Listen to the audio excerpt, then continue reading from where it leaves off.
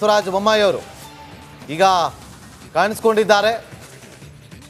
ಮಂತ್ರಿಗಿರಿ ಅವರಿಗೆ ಸಿಗೋದಿಲ್ಲ ಅಂತ ಗೊತ್ತಾಗಿ ಅವರು ಬೇಸರವನ್ನ ಕೂಡ ವ್ಯಕ್ತಪಡಿಸಿದ್ರು. ಕರ್ನಾಟಕ ಭವನಕ್ಕೆ ಅವರು ಆಗಮಿಸಿರುವಂತ ದೃಶ್ಯಾವಳಿಯಲ್ಲಿ ಗಮನಿಸ್ತಾ ಇದ್ದೀರಿ.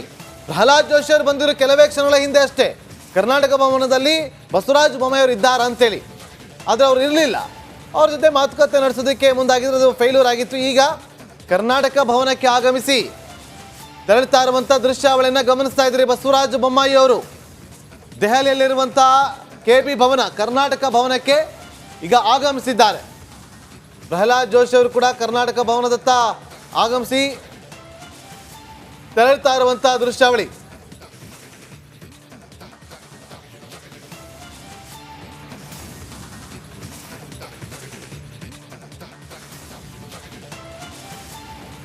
ಇಬ್ರು ಕೂಡ ಬೊಮ್ಮಾಯಿ ಅವರು ಪ್ರಹ್ಲಾದ್ ಜೋಶಿ ಅವರು ಇಬ್ರು ಕೂಡ ಪ್ರತಿಕ್ರಿಯೆ ನೀಡಲಿಕ್ಕೆ ಸಿದ್ಧರಿಲ್ಲ. ಅಲ್ಲಿಗೆ ಎಲ್ಲವೂ ಸರಿ ಹೋಯ್ತಾ ಅನ್ನೋ ಪ್ರಶ್ನೆ ಇನ್ನೂ ಮುಂದುವರ್ಕೊಂಡು ಹೋಗಿದೆ. ಕೊನೆಗೂ ಕಾಣಿಸ್ಕೊಂಡಿದ್ದಾರೆ ಬಸವರಾಜ ಬೊಮ್ಮಾಯಿ ಅವರು. ಅವ್ರನ್ನ ಹುಡ್ಕೊಂಡು ಪ್ರಹ್ಲಾದ್ ಜೋಶಿ ಅವರೇ ಕರ್ನಾಟಕ ಭವನಕ್ಕೆ ಬಂದಿದ್ರು ಕೂಡ ಸಿಕ್ಕಿರಲಿಲ್ಲ. ಸಚಿವ ಸ್ಥಾನ ಸಿಗಲಿಲ್ಲ ಅನ್ನೋ ಕಾರಣಕ್ಕೆ ಬೊಮ್ಮಾಯಿ ಮುನಿಸ್ಕೊಂಡಿದ್ದಾರೆ ಅನ್ನೋ ಮಾಹಿತಿ ಇತ್ತು. ಜೋಶಿ ಸಂಧಾನದ ಬಳಿಕ ಕಾಣಿಸ್ಕೊಂಡಿದ್ದಾರೆ ಬೊಮ್ಮಾಯಿ. ಬಟ್ ಎಲ್ಲವೂ ಸರಿ ಹೋಯ್ತಾ ಪ್ರಶ್ನೆ ಮುಂದುವರೆದಿದೆ.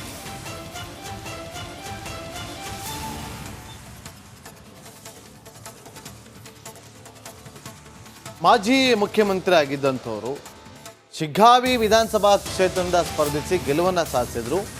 ಈ ಬಾರಿ ಹಾವೇರಿಗೆ ಅವರು ನಿಲ್ಲಲೇಬೇಕು ಅಂತೇಳಿ ವರಿಷ್ಠರ ತೀರ್ಮಾನವನ್ನು ತೆಗೆದುಕೊಂಡು ಹಾವೇರಿ ಲೋಕಸಭಾ ಕ್ಷೇತ್ರದಿಂದ ಅವರನ್ನು ಕಣಕ್ಕಿಳಿಸಲಾಗಿತ್ತು. ಹಾವೇರಿ ಲೋಕಸಭಾ ಕ್ಷೇತ್ರದ ಮೇಲೆ ತುಂಬ ಜನರ ಕಣ್ಣಿಟ್ಟಿದ್ರು. ತುಂಬ ಜನ. ಈಶ್ವರಪ್ಪ ಪುತ್ರ ಕಾಂತೇಶ್ ಕೂಡ ಹಾವೇರಿ ಲೋಕಸಭಾ ಕ್ಷೇತ್ರದ ಮೇಲೆ ಆಕಾಂಕ್ಷಿ ಆಗಿದ್ರು. ಟಿಕೆಟ್ ಸಿಗಲಿಲ್ಲ. ಹಾಗಾಗಿ ಬಂಡಾಯ ಬಿಸಿ ಶಿವಮೊಗ್ಗದಲ್ಲಿ ತಟ್ಟುವಂತ ಕೆಲಸ. ನಡಿ ಈಗ ಶುರು ಮಾಡೋಣ. ಕೇಸರಿಯಿಂದ ಮನೋಲ್ಲಾಸ ಮನಸ್ಸು ಮತ್ತೇರಿ ಕುಣಿದಾಡಿದೆ ನೋಡು, ಮನಸ್ಸು ಮತ್ತೇರಿ ಕುಣಿದಾಡಿದೆ ನೋಡು. ಕ್ಷಣ ಕ್ಷಣವೂ ಆಚರಿಸಿ ಕೇಸರಿ ಹಬ್ಬ. ವಿಮಲ್ ಬಾಯಲ್ಲಿ ಹೇಳಿ ಕೇಸರಿ ಆಗಿತ್ತು. ಆದರೂ ಕೂಡ ಅಲ್ಲಿ ಅಷ್ಟರ ಪ್ರಮಾಣದಲ್ಲಿ ಬಂಡಾಯದ ಬಿಸಿ ತಟ್ಟಲಿಲ್ಲ ಬಿಜೆಪಿಗೆ. ಆದರೆ ಮಾಜಿ ಮುಖ್ಯಮಂತ್ರಿ ಆಗಿದ್ದಂಥವರು ಈ ಬಾರಿ ಲೋಕಸಭಾ ಚುನಾವಣೆಯಲ್ಲಿ ಸ್ಪರ್ಧಿಸಿ ಗೆದ್ದಿದ್ದಾರೆ. ಅವ್ರಿಗೆ ಒಂದು ಕ್ಯಾಬಿನೆಟ್ ಸೇರ್ಪಡೆ ಮಾಡ್ಕೊಳ್ತಾರೆ, MOS ಆದರೂ ಕೊಡ್ತಾರೆ ಅಂತೇಳಿ ನಿರೀಕ್ಷೆಗಳಿತ್ತು. ರಾಜಕೀಯ ವಲಯದಲ್ಲಿ ಚರ್ಚೆಗಳಾಗ್ತಾ ಇತ್ತು. ಆದರೆ ಅವ್ರಿಗೆ ಸಚಿವ ಸ್ಥಾನ ಸಿಗೋದು ಅನುಮಾನ ಅಂತ ಹೇಳಲಾಗ್ತಾ ಇದೆ. ಹಾಗಾಗಿ ಅವರು ಬೇಸರಗೊಂಡಿದ್ದಾರೆ.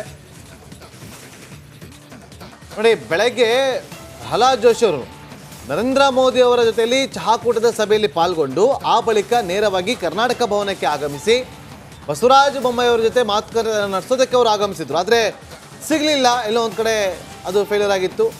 ವಾಪಸ್ ಅಲ್ಲಿಂದ ತೆರಳಿದ್ರು. ನೋಡಿ, ಈಗ ಬಸವರಾಜ ಬೊಮ್ಮಾಯಿ ಅವರು ಕರ್ನಾಟಕ ಭವನಕ್ಕೆ ಆಗಮಿಸಿದ್ದಾರೆ. ಮಾಧ್ಯಮಗಳಿಗೆ ಯಾವುದೇ ರೀತಿಯಾದಂಥ ಪ್ರತಿಕ್ರಿಯೆಯನ್ನು ಕೊಟ್ಟಿಲ್ಲ. ಎಲ್ಲೋದ್ರು ಬಸವರಾಜ ಬೊಮ್ಮಾಯಿ ಅವರು ಅನ್ನುವ ಪ್ರಶ್ನೆಗಳು ಉದ್ಭವ ಆಗಿತ್ತು. ಈಗ ಕರ್ನಾಟಕ ಭವನಕ್ಕೆ ಅವರು ಆಗಮಿಸಿದ್ದಾರೆ. ಅದರ ಎಕ್ಸ್ಕ್ಲೂಸಿವ್ ದೃಶ್ಯಾವಳಿಯನ್ನು ನೀವು ಇಲ್ಲಿ ಗಮನಿಸ್ತಾ ಇದ್ದೀರಿ. ನಮ್ಮ ಪ್ರತಿನಿಧಿ ರಂಜಿತ್ ಬಸವರಾಜ ಬೊಮ್ಮಾಯಿ ಅವರನ್ನು ಮಾತನಾಡಿಸುವಂಥ ಪ್ರಯತ್ನಕ್ಕೆ ಮುಂದಾದರು. ಆದರೆ ಯಾವುದೇ ರೀತಿಯಾದಂಥ ಅವರು ಪ್ರತಿಕ್ರಿಯೆ ಕೊಡಲಿಲ್ಲ.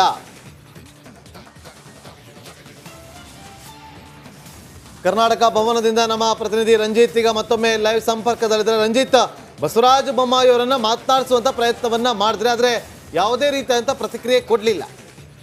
ಮಾಹಿತಿ ಕೊಡ್ಬೋದಾ ರಂಜಿತ್?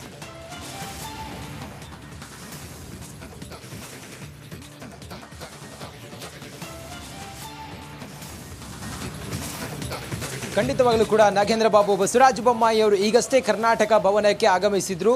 ಪ್ರಹ್ಲಾದ್ ಜೋಶಿ ಅವರು ಅವರನ್ನು ಮಾತನಾಡಿಸೋ ಪ್ರಯತ್ನವನ್ನು ಆಗ ಮಾಡಿದ್ರು. ಆದರೆ ಅವ್ರು ಹಾಗೆ ಹೋದರು. ಈಗ ಮತ್ತೆ ಕರ್ನಾಟಕ ಭವನಕ್ಕೆ ಬಸವರಾಜ ಬೊಮ್ಮಾಯಿ ಅವರು ಬಂದ ತಕ್ಷಣ ನಾವು ಅವ್ರನ್ನ ಪ್ರಶ್ನೆ ಮಾಡಿದ್ವಿ.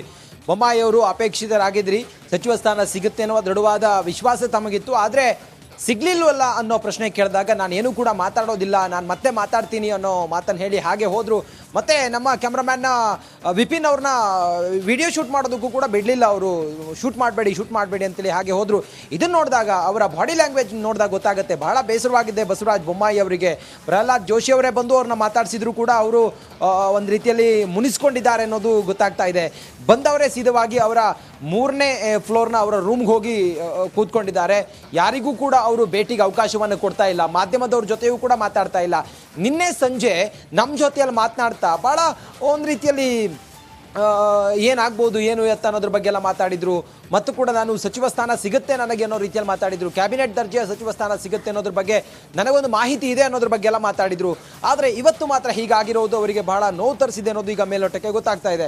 ಆ ಮೂಲಕ ಸದ್ಯ ಈ ಎಲ್ಲ ಲೆಕ್ಕಾಚಾರಗಳನ್ನೆಲ್ಲ ಗಮನಿಸ್ತಾ ಇದ್ರೆ ಬಸವರಾಜ ಬೊಮ್ಮಾಯಿ ಅವ್ರನ್ನ ಸಮಾಧಾನ ಪಡಿಸೋದಕ್ಕೆ ಈಗ ಬಿಜೆಪಿ ನಾಯಕರು ಏನು ಮಾಡ್ತಾರೆ ಅನ್ನೋದನ್ನ ನೋಡಬೇಕಾಗಿದೆ. ಈಗಷ್ಟೇ MLC ರವಿಕುಮಾರ್ ಅವರು ಆಗಮಿಸಿದ್ದಾರೆ. ಅವ್ರನ್ನೂ ಕೂಡ ಮಾತಾಡಿಸುವಂಥ ಪ್ರಯತ್ನವನ್ನು ಕೂಡ ನಾವು ಮಾಡ್ತೀವಿ. ಸದ್ಯಕ್ಕಂತೂ ಒಂದು ಲೆಕ್ಕಾಚಾರದೊಂದಿಗೆ ಬಿಜೆಪಿ ಕರ್ನಾಟಕಕ್ಕೆ ಬಂಪರ್ ಒಂದು ಗಿಫ್ಟನ್ನು ಕೊಟ್ಟಿದೆ. ಸರ್, ಈಗ ಕರ್ನಾಟಕಕ್ಕೆ 5 ಸ್ಥಾನ ಸಿಕ್ಕಿದೆ. First reaction sir. ಕರ್ನಾಟಕ ಲಗಾತಾರ್ ನಿರಂತರವಾಗಿ ಅಟಲ್ ಬಿಹಾರಿ ವಾಜಪೇಯಿ ಸರ್ಕಾರ ಇರ್ಬೋದು, ಈಗ ನರೇಂದ್ರ ಮೋದಿಜಿ ಸರ್ಕಾರ 3ನೇ ಬಾರಿಗಿರ್ಬೋದು, ಕಂಟಿನ್ಯೂಯಸ್ ಆಗಿ 17-18ಕ್ಕಿಂತ ಯಾವತ್ತೂ ಸೀಟ್ಗಳನ್ನು ಕಡಿಮೆ ಕೊಟ್ಟೇ ಇಲ್ಲ. ಈ ಬಾರಿ NDA ಸೇರಿ ಒಟ್ಟು 19 ಸೀಟ್ಗಳನ್ನು ಕರ್ನಾಟಕ ಕೊಟ್ಟಿದೆ. ಆ ಹಿನ್ನೆಲೆಯಲ್ಲಿ 5 ಜನರಿಗೆ ಮಂತ್ರಿ ಸ್ಥಾನವನ್ನು ಕೊಟ್ಟಿದ್ದಾರೆ. ಹಾಗಾಗಿ ನಮ್ಮ ದೇಶದ ಹೆಮ್ಮೆಯ ಪ್ರಧಾನಮಂತ್ರಿ ನರೇಂದ್ರ ಮೋದಿಜಿಯವರಿಗೆ ನಾನು ಅಭಿನಂದನೆಗಳನ್ನು ಸಲ್ಲಿಸ್ತೇನೆ. ಓಕೆ, ಈಗ ಸೋಮಣ್ಣವ್ರನ್ನು ಕೂಡ ಮಂತ್ರಿ ಮಾಡಿದ್ದಾರೆ. ಬೊಮ್ಮಾಯಿ ಅವರು ಮಂತ್ರಿ ಆಗ್ತಾರೆ ಅಂತ ಅಂದ್ಕೊಂಡಿದ್ರು, ಅವ್ರು ಮುನಿಸ್ಕೊಂಡಿದ್ದಾರೆ ಅನ್ನೋ ಚರ್ಚೆ ಸರ್. ಈಗ ಅದೆಲ್ಲ ಸುಳ್ಳು. ಬೊಮ್ಮಾಯಿಯವರು ಮುನಿಸ್ಕೊಂಡಿಲ್ಲ. ಟಿವಿಗಳಲ್ಲಿ ಮಾತ್ರ ಬೊಮ್ಮಾಯಿಯವರು ಆಗಬಹುದು, ಜಗದೀಶ್ ಶೆಟ್ಟರ್ ಆಗಬಹುದು ಅನ್ನುವಂಥ ಸುದ್ದಿ ಬರ್ತಾ ಇತ್ತು. ಸಾಮಾನ್ಯವಾಗಿ ಮೋದಿಜಿಯವರ ಸರ್ಕಾರದಲ್ಲಿ ಫೋನ್ಗಳು ಬರುತ್ತೆ, ಚರ್ಚೆ ಆದ ನಂತರ ಯಾರಿಗೆ ಮಾಡಬಹುದು ಅಂಥೇಳಿ. ಆವಾಗ ಅಷ್ಟೇ ಗೊತ್ತಾಗುತ್ತೆ ವಿನಃ ಯಾರಿಗೆ ಮಂತ್ರಿ ಮಾಡ್ತಾರೆ ಮಂತ್ರಿ ಮಾಡಲ್ಲ ಇದು ಗೊತ್ತೇ ಆಗೋದಿಲ್ಲ. ಆ ಹಿನ್ನೆಲೆಯಲ್ಲಿ ಒಂದು ಆಶ್ಚರ್ಯಕರವಾಗಿ ಫೋನ್ಗಳು ಬರುತ್ತೆ.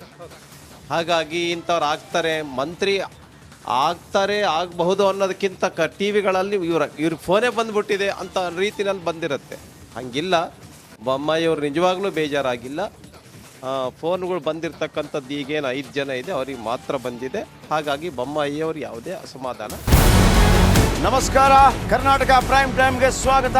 ನಾನು ಜಯಪ್ರಕಾಶ್ ಶೆಟ್ಟಿ. ಇಡೀ ಕರ್ನಾಡು ಇವತ್ತು ರೆಬೆಲ್ ಆಗಿ ನಿಂತಿದೆ. ಈ ಹಗರಣಗಳನ್ನು ಸದನದಲ್ಲಿ ಪ್ರಸ್ತಾಪ ಮಾಡಲು ಕೂಡ ಕಾಂಗ್ರೆಸ್ ಹಿಂದೇಟು ಹಾಕಿದ್ದೇಕೆ?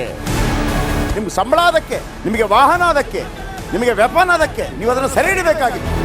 ನೀವು ವಿದ್ಯುತ್ ಬರ ಇದೆ ಅಂತ ಹೇಳ್ತಾ ಇದ್ದೀರಿ, ಎಲ್ಲಿ ಬರ ಇದೆ ನೀವು ಹೇಳಬೇಕು. ಪಾಕಿಸ್ತಾನ್ ಆಕ್ಯುಪೈಡ್ ಕಾಶ್ಮೀರ್ ಅದು ಎಂದೆಂದಿಗೂ ನಮ್ಮದು. 40 ಮೆಷಿನ್ಗಳು ತಂದಿತ್ತು ನೋಟ್ ಎಣಿಸುವುದಕ್ಕೆ, ಅದೇ ಹಾಳಾಗಿದೆ. ಮಥುರಾದ ಗಲಾಟೆ ಇದೆಯಲ್ಲ, ಅದು ಸ್ಥಳೀಯವಾಗಿ ಕೂತು ಪರಿಹರಿಸಬಹುದಾದಂಥ ಕಾನೂನಿದೆ. ಗ್ಯಾರಂಟಿ ಯೋಜನೆಯಿಂದ ನಷ್ಟ ಆಗಿದೆ, ಲಾಭ ಆಗಿದೆ, ದಯವಿಟ್ಟು ಹೇಳಿ. Dawood Ibrahim most wanted criminal ಯಾವಾಗಾದ ಅಂದರೆ ಇಲ್ಲಿ ತನಕ ಭಾರತ ದೇಶದಲ್ಲಿ ಓರ್ವ ದಲಿತ ಪ್ರಧಾನಿಯಾದಂಥ ಇತಿಹಾಸವೇ ಇಲ್ಲ. ರಿಪಬ್ಲಿಕ್ ವರ್ಲ್ಡ್ ಆಪ್ ಇದು ಕೇವಲ ಅಪ್ಲಿಕೇಶನ್ ಅಲ್ಲ, ಸಮಗ್ರ ಸುದ್ದಿಗಳ ಸಂಪರ್ಕ ಮಾರ್ಗಕ್ಕೆ ಕ್ರಾಂತಿಕಾರಿ ಬದಲಾವಣೆ. ರಿಪಬ್ಲಿಕ್ ವರ್ಲ್ಡ್ ಆಪ್ ಕೇವಲ ಸುದ್ದಿ ಅಪ್ಲಿಕೇಶನ್ ಅನ್ನ ಪರಿಚಯ ಮಾಡ್ತಾ ಇಲ್ಲ, ಬದಲಾಗಿ ಡಿಜಿಟಲ್ ಸುದ್ದಿ ಬಳಕೆಯ ಹೊಸ ಯುಗಕ್ಕೆ ನಾಂದಿ ಹಾಡ್ತಾ ಇದೆ. ಇದೊಂದು ಬ್ರೇಕಿಂಗ್ ನ್ಯೂಸ್, ಪ್ರಭಾವಶಾಲಿ ಕಾರ್ಯಕ್ರಮಗಳಿಗೆ ಗಟ್ಟಿಯಾದ ವೇದಿಕೆ.